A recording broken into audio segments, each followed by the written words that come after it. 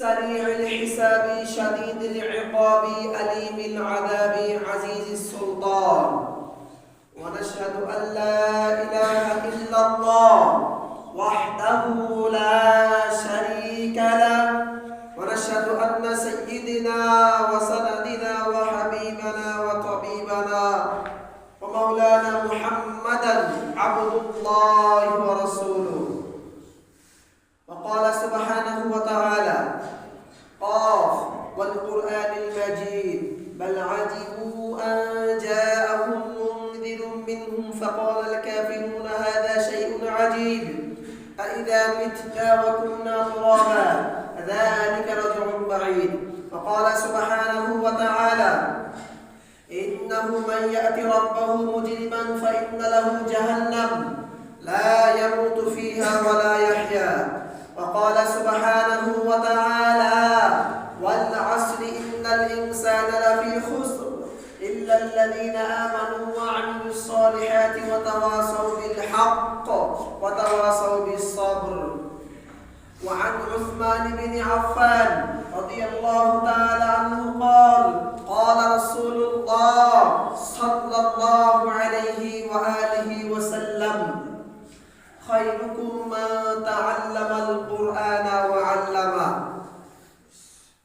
وقال رسول الله صلى الله عليه وسلم من بنى لله مسجدا بنى الله له بيتا في الجنة أو كما قال عليه الصلاة والتسليم.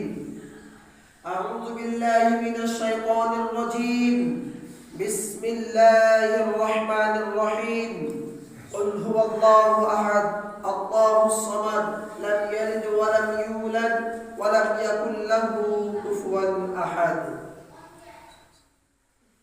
আলহামদুলিল্লাহ, যাবতীয় প্রশংসা ও তারিফ সেই মহান আল্লাহ পাক সুবহানাহু ওয়া তাআলার জন্য, যে আল্লাহ সুবহানাহু ওয়া তাআলা অত্যন্ত মেহেরবানি করে আজকে জুমার দিনে আগের ভাগে মসজিদে আসার বসার খতিব সাহেবের সামনাসামনি বসে খুতবা শ্রবণ করার তৌফিক ভিক্ষা দান করলেন। সেই মহান মুনিবের দরবারে শুকরিয়া আদায় করি। সকলে দিল থেকে বলছি আলহামদুলিল্লাহ। আলহামদুলিল্লাহ। যদি সত্যি খুশি হয়ে থাকেন এই নিয়ামত পেয়ে বলবেন আবার আলহামদুলিল্লাহ। আলহামদুলিল্লাহ। বিশুদ্ধি আজকে আপনাদের সামনে সংক্ষিপ্ত খুতবার আলোচনার বিষয়বস্তু হবে সূরা আল আসর। মহান আল্লাহ সুবহানাহু ওয়া তাআলা এই পুরা কুরআনুল কারীমে 114টি সূরা নাযিল করেছেন। এর মধ্যে 30 পারা 114 সূরা। আল্লাহ সুবহানাহু ওয়া তাআলা এই 114 সূরাকে দুটি ভাগ করেছেন। কথা বলেন, কয়টি ভাগ করেছেন? দুটি ভাগ। জোরে বলেন, কয়টি? দুইটি। দুইটি ভাগ করেছেন, এক মক্কি এক মাদানী। কথা ঠিক কিনা বলেন? এই পুরা কোরআনুল কারীমে 30 পারার ভিতরে যে 114 সূরা আছে, মহান রব্বে কাবা দুটি ভাগ করেছেন, এক মক্কি এক মাদানী। এরও এক বিশাল হিস্টোরি রহস্য আছে, যেটা আজকে বললে সামনে আমি আমার আলোচ্য বিষয় ফুরাতে পারবো না। আসুন সামনে বাড়ি।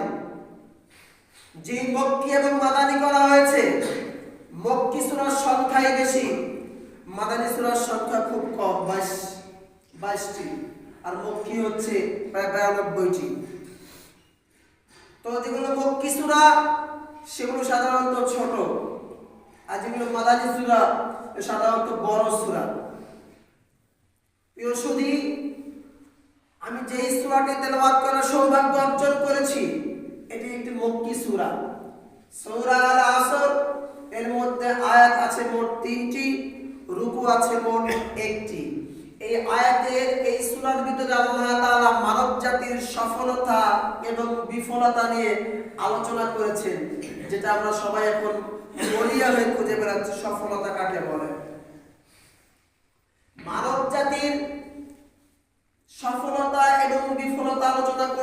চারটা ভাগ আছে। আল ফালাহ ফিদ দুনিয়া ওয়াল আখিরাহ, আল খুসরান ফিদ দুনিয়া ওয়াল আখিরাহ, আল ফালাহ ফিদ দুনিয়া ওয়াল খুসরান ফিল আখিরাহ, আল খুসরান ফিদ দুনিয়া ওয়াল ফালাহ ফিল আখিরাহ। চারটা দিক আছে। এক শ্রেণীর মানুষ যে দুনিয়াতেও সফল আখিরাতেও সফল, বলেন আলহামদুলিল্লাহ। এক, যে দুনিয়াতেও সফল আখিরাতেও সফল। নাম্বার 2, যে দুনিয়াতেও ক্ষতিগ্রস্ত আখিরাতেও ক্ষতিগ্রস্ত।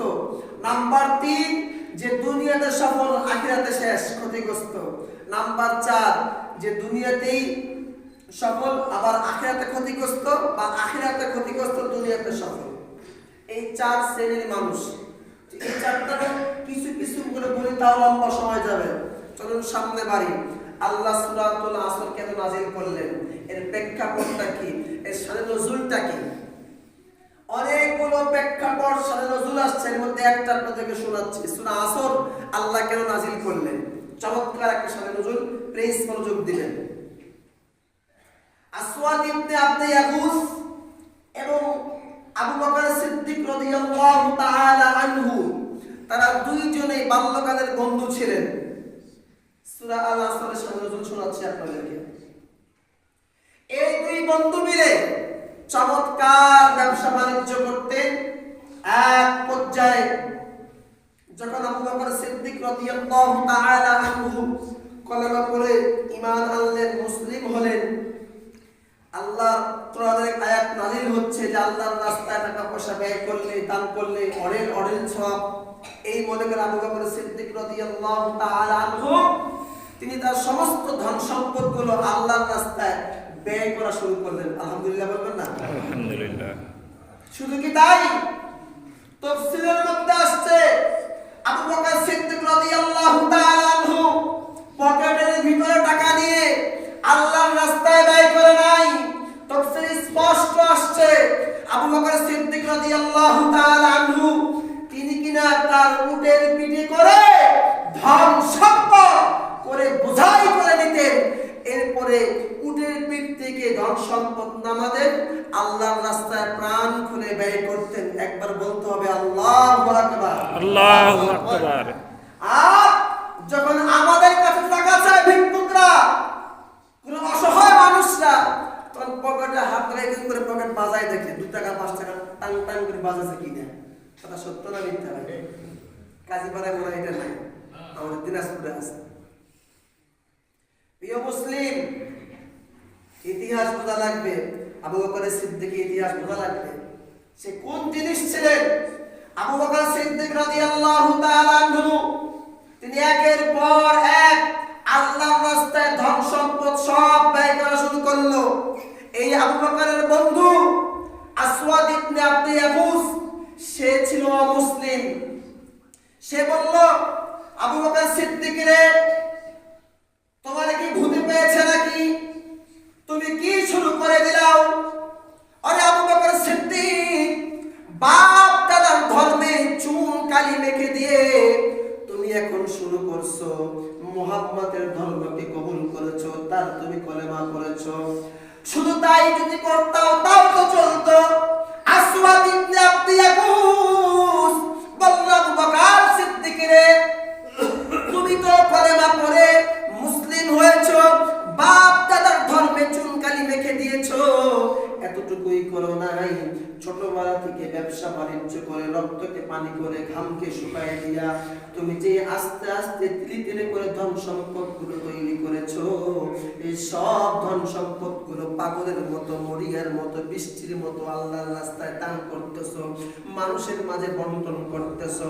ওরে আবু বকর সিদ্দিক রে, বাপ দাদার ধর্মে চুনকালি দিলি, আবার পরক্ষণে সারা জীবনে অর্জনের সব ধন সম্পদ গুলো শেষ করে দিচ্ছ। আবু বকর রে, তুমি তো লসের মধ্যে পড়ে গেছো, তুমি তো ক্ষতির মধ্যে পড়ে গেছো। ধন সম্পদ হারাইলাও, বাপ দাদার ধর্ম চুনকালি মাগলাও। এই আবু বকরের বন্ধু মুসলিম। এই জন্য মনে রাখবেন মুসলমান, মুসলমান মনে রাখবেন, মুসলিম যাকে মনে রাখবেন, বন্ধু যাকে তাকে বন্ধু বানানো যাবে না। আল্লাহর অসংখ্য কোরআনের আয়াত আছে, যাকে তাকে বন্ধু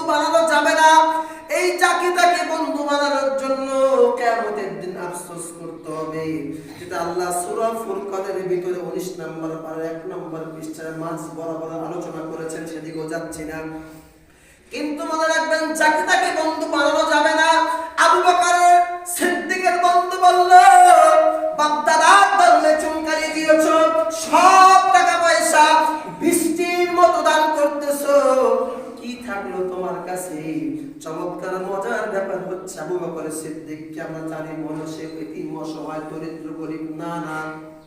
আবু বকরের এত ধন সম্পদ ছিল, তৎকালীন সময় আবু বকর সিদ্দিক সবচাইতে রেশমের কাপড়গুলো পরতো, এমন সেন্ট ব্যবহার করত, 1 মাইল দূর পর্যন্ত তার সেন্ট থেকে যাইতো, সবচাইতে উৎকৃষ্ট কাপড় পরত আবু বকর সিদ্দিক। কিন্তু তাফসীরের মধ্যে আসছে, আবু বকর সিদ্দিক ঈমান আনার পরে আল্লাহর রাস্তায় ধন সম্পদ ব্যয় করা শুরু করলো। এক পর্যায়ে এই আবু বকর সিদ্দিক 7 গোলামকে আজাদ করার জন্য, 7 জন মুসলিম গোলামকে মাফ করার জন্য এই আবু বকর সিদ্দিকের অর্ডার ধন সম্পদ ব্যয় হয়েছে। এর মধ্যে একজন হচ্ছে হাবশী বেলাল রাদিয়াল্লাহু তাআলা আনহু, তাকে কিনতে গিয়েও তার অসংখ্য ধন সম্পদ ব্যয় হয়ে গেছে। এই আবু বকর সিদ্দিককে বলা শুরু করল, আবু বকর সিদ্দিক তোমার লস হয়ে গেছে, তুমি ক্ষতির মধ্যে পড়ে গেছো, তোমার তো লোকসান হয়ে গেল, কলেমা পড়ার পর ধন সম্পদ গেল, তোমার দিন ধর্ম সব গেল। মহান রব্বে কাবা আল্লাহ জুল জালাল, আল্লাহ এই আসওয়াদ ইবনে আব্দে ইয়াগুসের দাঁত ভাঙা জবাব দেওয়ার জন্য এই পৃথিবীর জমিনে যারাই কিনা কিয়ামতের আগ পর্যন্ত যারা আঙ্গুল তুলবে, কলেমা পড়লে নাকি লস হয়, আল্লাহর রাস্তায় দান করলে নাকি লস হয়, আল্লাহর রাস্তায় দান করলে যদি ক্ষতি হয়, এই সমস্ত মানুষদের দাঁত ভাঙা জবাব দেওয়ার জন্য রব্বুল আলামিন আহকামুল হাকিমিন সূরা আসর নাযিল করে দিয়ে বলে দিল, না না, যারা ঈমান আনে আল্লাহর রাস্তায়, যারা ঈমান নিয়ে আসে, কলেমা পড়ে, যারা দ্বীন ধর্মের প্রতি অটল অবিচল ইস্তেকামাত থাকে, যারা আল্লাহর রাস্তায় দান করে, তারা কখনো বিফলতা হতে পারে না, তারা সফলতা অর্জন করেছে। তখনই আল্লাহ তাআলা বললেন, ফাআনসালাল্লাহু সূরাতাল আসর, আল্লাহ বলেন, আপনারা আমার সাথে বলবেন, ওয়াল আসর ইন্নাল ইনসানা লাফি খুসরিন ইল্লাল্লাযীনা আমানু ওয়া আমিলুস সালিহাতি ওয়া তাওয়াসাউ বিল হাক্কি ওয়া তাওয়াসাউ বিস সাবর। এবার সবাই জোরে চিৎকার দিয়ে বলবেন আল্লাহু আকবার। আল্লাহু আকবার। আওয়াজটা পছন্দ হলো না, বলেন আল্লাহু আকবার। আল্লাহু আকবার। যদি আপনার আজকের একটা আল্লাহু আকবার কবুল হয়, আমার বিশ্বাস এই এক আল্লাহু আকবার কবুল আপনাকে জান্নাতে ঢুকাবে। এইবার জান্নাত পাওয়ার আশায় চিৎকার দিয়ে সর্বশেষ আরেকবার বলতে হবে আল্লাহু আকবার। আল্লাহু আকবার। জানতে পারলাম সূরা আসর কেন নাযিল হলো। সময় যেহেতু খুবই সংক্ষিপ্ত, এবারে আসুন। ওয়াল আসর, আল্লাহ কসম করেছেন। কি করেছেন? কসম, শপথ করেছেন। কসম তো করি আমরা সত্যকে মিথ্যা বানানোর জন্য, মিথ্যাকে সত্য বানানোর জন্য বেশিরভাগ, তাই না? আল্লাহর কসম, মায়ের কসম, দাদির কসম, দাদার কসম, আব্বার কসম, আম্মুর কসম, ড্যাডির কসম, পিতার কসম, নানির কসম, 14 গোষ্ঠীর কসম একসঙ্গে খান। মনে রাখবেন, কারো নামে কসম করা যাবে না। শিরক, খবরদার কারো নামে। আর যারা বেশি বেশি কসম করে, এটা হচ্ছে মুনাফিকের লক্ষণ। মনে রাখবেন, আল্লাহ কসম করার কি দরকার? আল্লাহর একটা কথাই তো আমাদের কাছে দাবি ও প্রিয়। 114 সূরার ভিতরে আল্লাহ 23টা সূরার শুরুতেই কসম করেছেন। আল্লাহ মোটামুটি 80টা উপরে আয়াতে কসম করেছেন, বিভিন্ন বিষয়ে কসম করেছেন। তো মানে গবেষণামূলক কথাবার্তা বললে অনেক লম্বা সময় চলে যাবে, আমি শেষ করতে পারবো না সূরাটা। তবে এভাবেই শুরু করি, যেভাবে যতদূর যাইতে পারি আর কি। তো আল্লাহ 114 সূরার ভিতরে বলেন তো কয়টা সূরা শুরুতে কসম করেছেন? 23টা। আলহামদুলিল্লাহ, বলেন কয়টা? 23টা। এই 23টা সূরা শুরুতে কসম, কিন্তু আয়াত মোটামুটি 80টার প্লাস কসম করেছেন। বিভিন্ন কসম করেছেন, বিভিন্ন কসম করেছেন। তবে কসমের জবাবে কসমে রব্বে কাবা যে আলোচনাগুলো করেছেন এটা আরো চমৎকার। মানে কসম করে করে যে বক্তব্য আল্লাহ শুনাইছেন আমাদেরকে এটা আরো চমৎকার। আসলে দুই একটা আপনাদের শোনার সামনে বাড়ি। আল্লাহ রাব্বুল আলামিন এবার কসম করলেন নুন ওয়াল কলামি ওয়া মা ইয়াসতুরুনা মা আনতা বিনি'মাতি রাব্বিকা বিমাজনুন ওয়া ইন্না লাকা লাআজরান গায়রা মামনুন ওয়া ইন্নাকা লাআলা খুলুকিন আযীম। চিল্লায় আল্লাহু আকবার। আল্লাহু আকবার। আল্লাহ রাব্বুল আলামিন 29 নম্বর পারা 2 নম্বর সূরার শুরুতে আল্লাহ নুন বললেন হরফে মুকাত্তাআত, এরপরে আল্লাহ ওয়াল কলম, আল্লাহ কলমের শপথ করে বললেন কোন কলম, যে কলম দ্বারা আমাদের ভাগ্য লেখা হয়েছে। আল্লাহ সেই কলমের শপথ করে রব্বুল আলামিন আহকামুল হাকিমিন তার প্রিয় রাসূলের চরিত্রের বর্ণনা করেছেন। বলেন সুবহানাল্লাহ। আল্লাহ সূরা কলমের শুরুতে আল্লাহ কলমের শপথ করে রব্বুল আলামিন কলমের কসম করে যেই ওয়ালিদ বিন মুগিরা এই পৃথিবীর সর্বশ্রেষ্ঠ কুখ্যাত বেঈমান, যেই বেঈমান কিনা আমার আপনার প্রিয় রাসূলের চরিত্র নিয়ে কথা বলেছিল, আমার আপনার রাসূলকে বলেছিল পাগল উম্মত বলেছিল।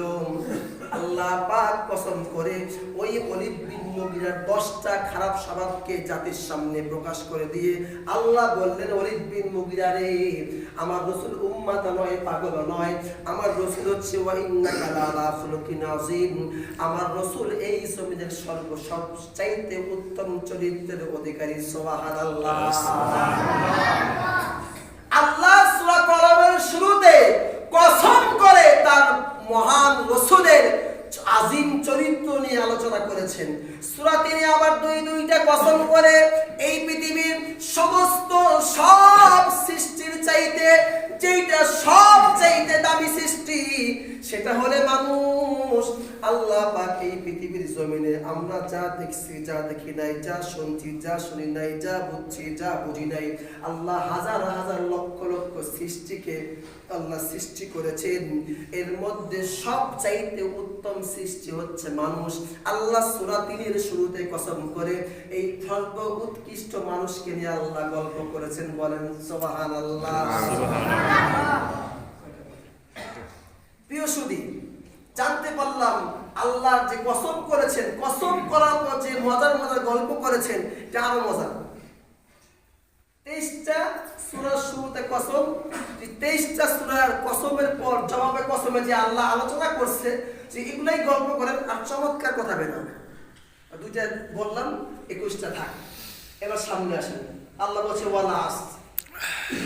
মুফাসসিররা বলেছেন ওয়ালা আস দ্বারা আল্লাহ আসরের সময় কসম করেছেন, শপথ করেছেন। এবং রব্বুল আলামিন এর 3টা ব্যাখ্যা আমি বলি। এক হচ্ছে আসরের সময়ের কসম, ওয়ালা আস দ্বারা আল্লাহ আসরের সময়ের কসম খেয়েছেন। এক, আব্দুল্লাহ ইবনে আব্বাস রাদিয়াল্লাহু তাআলা আনহু বলেন। নাম্বার 2 হচ্ছে যেই সময়ে রাত এবং দিনের ফেরেশতারা একত্রিত হয় আল্লাহ সেই সময় কসম করেছেন। নাম্বার 3 চমৎকার এটা তাফসীর। নাম্বার 3 হচ্ছে যখন এই তামাম দুনিয়া শিরকে বিদআতে গুনাহে এই দুনিয়া ডুবে গিয়েছিল, সেই অন্ধকার যুগ ছিল, সেই অন্ধকার যুগে যখন আমার আপনার প্রিয় রাসূল সাল্লাল্লাহু আলাইহি ওয়াসাল্লাম পৃথিবীতে তাশরীফ আনেন এবং প্রিয় রাসূলের সান্নিধ্যে গিয়ে, প্রিয় রাসূলের কাছে গিয়ে, প্রিয় রাসূলের সহবতে গিয়ে যেই সমস্ত পৃথিবীর সর্বশ্রেষ্ঠ খারাপ মানুষগুলো, কুখ্যাত খারাপ মানুষগুলো রাসূলের সহবত পেয়ে, কোরআন মেনে, সহিহ সুন্নাহ মেনে যারা কিনা এই পৃথিবীর সর্ব উৎকৃষ্ট মানুষ হয়েছে, আল্লাহ সেই সময় সেই যুগের কসম করেছেন। বলেন সুবহানাল্লাহ। সুবহানাল্লাহ।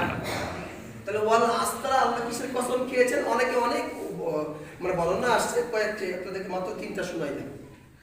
এবার আল্লাহ বলছে ইন্নাল ইনসানা লাফি খুস, নিশ্চয় মানুষ ক্ষতির মধ্যে ডুবে আছে। নিশ্চয় মানব মণ্ডলী ক্ষতির মধ্যে ডুবে আছে। তবে তারা নয়। আল্লাহ কারা? যারা ইল্লাল্লাযীনা আমানু, ঈমান এনেছে। এই ঈমান আনাটা কেমন?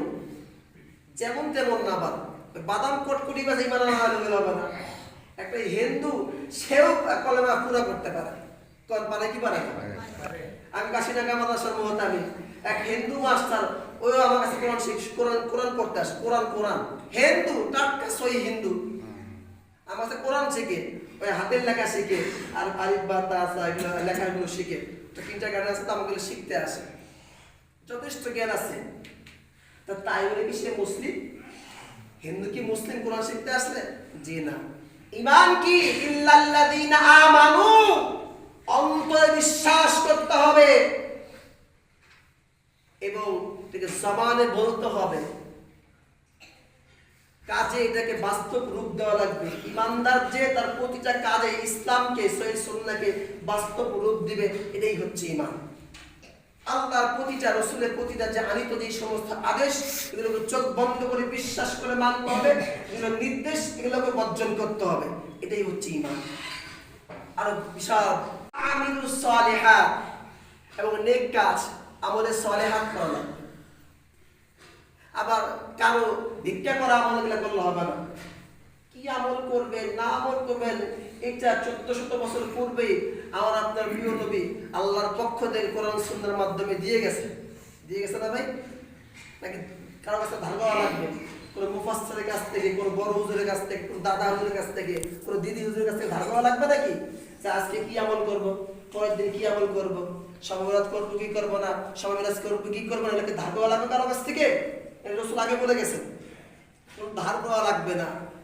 ওয়া আমিলুস সালিহাত, যেগুলো নেক কাজ, যেগুলো নেক আমল আল্লাহ তার রাসূলের পক্ষ থেকে বহুত আগেই আসছে, এগুলো আমাদের কি করা লাগবে? সুন্দর করে সেটা বাস্তব রূপ দিয়ে সেটা মানতে হবে। মন গড়া, আমি কাকে কটাক্ষ করছি না, যেহেতু আমি আপনাদের মুশকিল আজকে নতুন আসছি অতিথি ক্ষতি হিসাবে, সুতরাং আমি কাউকে মনে কষ্ট দিতে চাচ্ছি না। আমি এতটুকু বলবো, মন করা কোনো কাজ নয়। আপনি কি করবেন না করবেন এগুলো আরো 1400 বছর আগে ফিট করে রাসূলুল্লাহ করে দিয়ে চলে গেছেন। সুতরাং কি করা লাগবে, কোন পথে হাঁটা লাগবে, কিভাবে হাঁটা লাগবে, সব কিতাবে লেখা আছে। তাই একটু বইটা খুলে দেখে নিন, কারো কাছে যাওয়া লাগবে না। ওয়াতাওয়াসাউ বিল হক, কি করা লাগবে? হকের পথে থাকা লাগবে, হকের দাওয়াত দেওয়া লাগবে, যেটা আমাদের খুবই কম। হক কথা বলা লাগবে, কিন্তু বুঝেন কথা, আবার হকের দাওয়াত মানুষের কাছে পৌঁছানো লাগবে। হক জিনিসটা কি?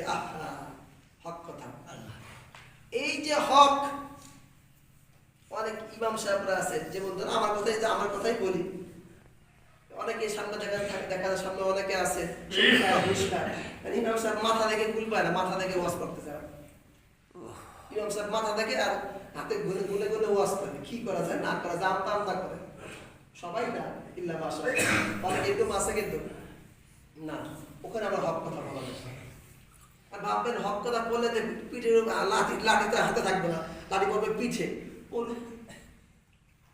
এটা আমাদের ঐতিহ্য সংস্কৃতি, যে আমাদের পূর্বপুরুষরা হক কথা বলেছে, পিঠের উপর লাঠি পড়ছে, হক কথা বলেছে, ফাঁসির কাজটা ঝুলেছে, হক কথা বলেছে, নির্যাতন, জুলুম, গুম, খুনের তারা বিশাল অত্যাচারের মধ্যে তারা নিমজ্জিত ছিল। এটা আমাদের ইতিহাস, পূর্বের ইতিহাস। হক বলবেন, মাইক খাবেন না, হক বলবেন, বাধা দিবেন না, হক বলবেন, সামনে থেকে মাইক কারি দিবে না, হক বলবেন, আপনি হক কথা বলবেন, আপনার সামনে যারা অডিয়েন্স থাকবে তাদের গায়ে জ্বালা পোড়া উঠবে না, এটা তো হক কথা হইতে পারে না। রাখবেন, হক কথা বললেই জ্বালা পোড়া উঠবে, হক কথা বললেই গায়ে চুলকানি, অ্যালার্জি, খাওয়ানি উঠবে। তাই বলে কি হক কথা বলে আমার ছেড়ে দেব না? হক কথা বলতে হবে সর্ব অবস্থায় হক কথা বলবেন, হকের পক্ষে থাকবেন। একটা আপনি এমন কাজ করতেছেন, ধরুন আপনি মদ খান, কথা আপনার আবার কেন বাবা, এখানে কেউ একটা ভূত মদ খায়, এই ওয়াজ করলাম, ভূতের কাছে এটা খারাপ লাগছে, ভূতের আবার মদের বিরুদ্ধে ওয়াজ করলাম, এটা মদ খাইয়ে না, একটা কথা হলো।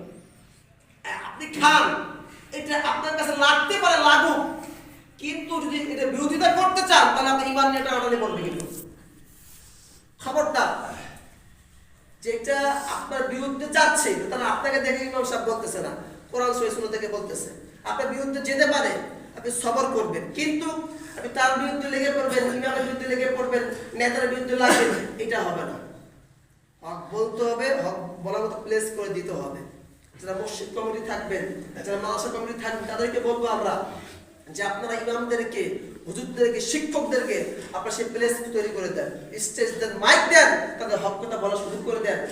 বিগত 15 বছর হক কথা বলতে দেবেন না, পারি নাই। কি মামলা হামলা, মাইক পিট, গাইবান্ধা ওয়াজ করতে গেছে, 8টার দিক গেছে, যা মাইক বন্ধ করে দিয়েছে। 1 লক্ষ টাকা বিশাল প্যান্ডেল করছে, প্যান্ডেল ফেলাই দিচ্ছে 8টার দিকে। এগুলো তো অনেক কাহিনী ঘটছিল, তো আপনারা জানেন ভালো, দিকে যাইতে চাই না, পুরাতন কেচ্ছা কাহিনীগুলা। তো কথা হচ্ছে হকের কথা বলতে হবে, কথা বলা সব এবং ধৈর্য ধারণ রাখতে হবে, ধৈর্য ধারণ করতে হবে, ধৈর্যের দাওয়াত দিতে হবে। আর এই ধৈর্য ইবাদতের মধ্যে ধৈর্য আনতে হবে। সালাতে দাঁড়াইছেন, সাকম সুকুম করেছেন, অনেক আমি ঘুরি দেখে আসে, খুতবা শেষ হয় কয়টা, 1টা 5 না খুতবা শেষ হয়, তো হোক যায়, একটা চালে গেলেও সমস্যা নেই, তাহলে আপনার ধৈর্য নেই।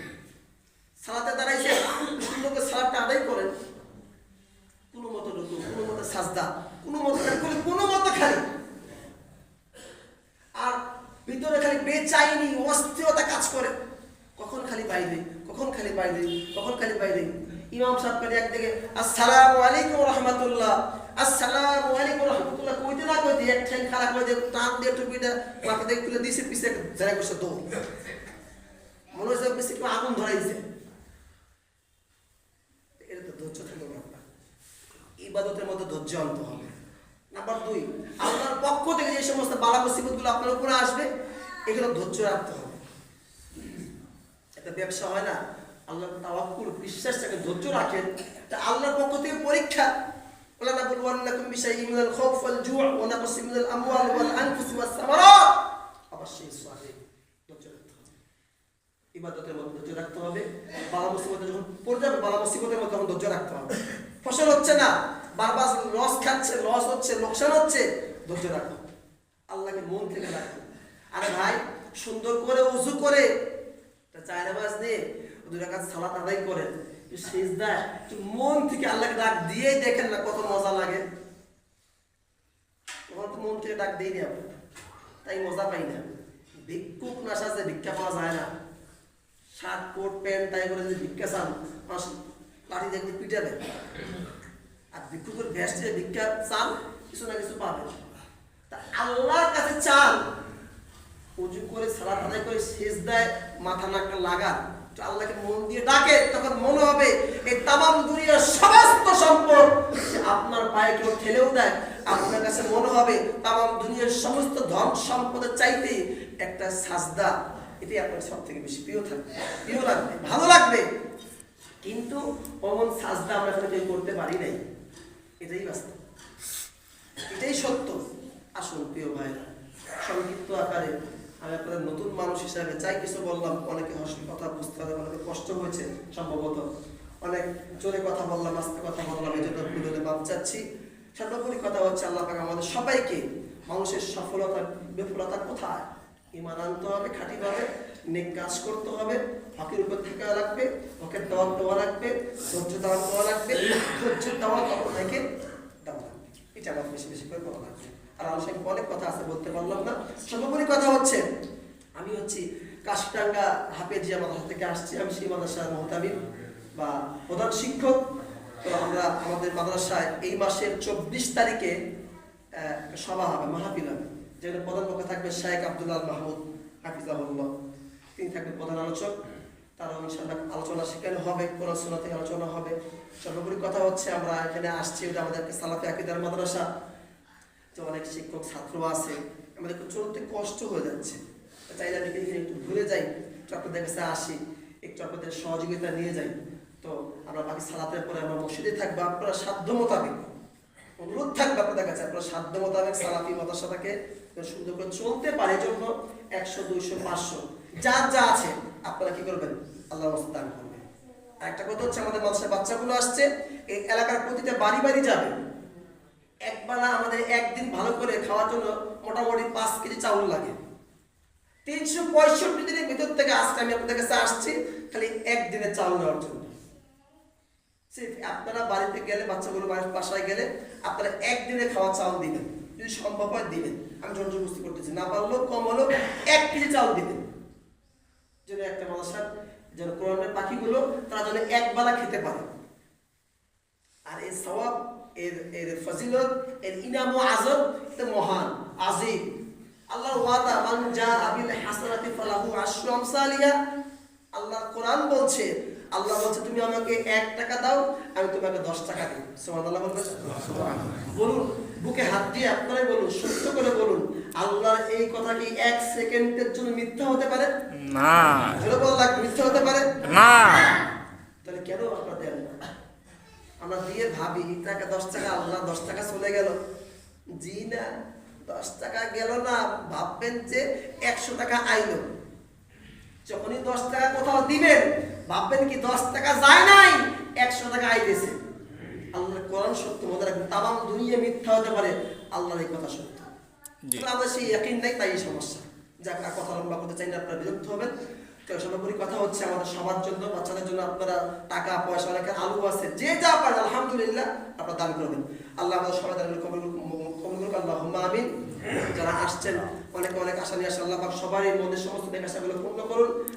এবং যা শুনলাম বললাম, আল্লাহ আমাদের প্রতিটি কথার উপরে পরিপূর্ণ আমল করার তৌফিক দান করুন। আল্লাহুম্মা আমিন। সুবহানা রাব্বিকা রাব্বিল ইজ্জাতি আম্মা ইয়াসিফুন ওয়া সালামুন আলাল মুরসালিন ওয়ালহামদুলিল্লাহি রাব্বিল আলামিন।